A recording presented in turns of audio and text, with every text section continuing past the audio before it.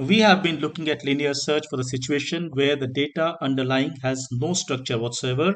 And we argued that, look, in order to have a correct algorithm, the only way is to look at every item of that list. And hence, linear search is the sort of only option, right? However, situation completely changes if our underlying data is sorted.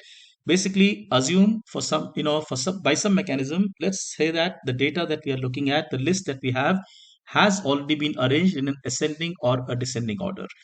For example, a list L here, which has numbers in all order, once it's sorted, becomes, for example, 2, 3, 10, 11. You notice all the numbers are appearing in an ascending order. Now, obviously, it takes work to go from here to here. And that's an entire topic in itself called sorting, which we are going to look at a little bit later. There are, again, several algorithms to do sorting. But let's assume that that work has been done for us, and we are now dealing with a sorted list. It turns out that the moment we make this structure to our data, we assume this structure on our data. In fact, a lot of possibilities start coming up, and we can do what is called, for example, jump search, and we can do the king of all, which is binary search.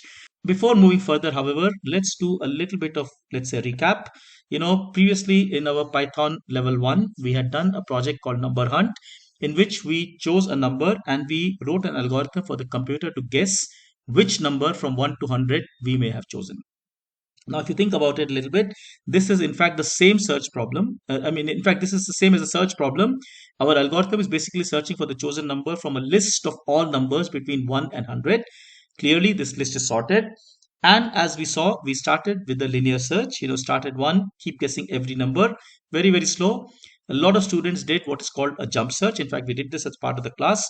Basically, we make large jumps in the beginning, and then once having, let's say, come close to where the number might be, we start to do a linear search. So in that zone, we kind of search, and we found that this was in fact faster.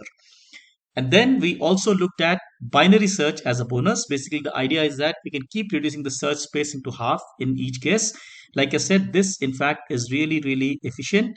It basically cuts down the search space really fast, and hence really appealing for large lists. But the assumption behind jump search and binary search is always that the data is sorted, which means it's arranged in a ascending order. For example, in this case, it could be descending also, but for our discussion, we'll assume it's arranged in ascending order.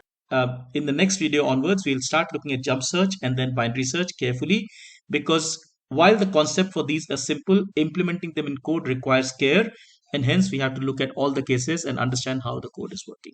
We'll also look at the complexity of jump search and binary search, and then later on compare all of this together to sort of make a complete picture of what is going on. I hope you're finding the discussion interesting. Look at our website www.ybyte.in for more such content and enjoy programming. Take care. Thank you so much. Bye bye.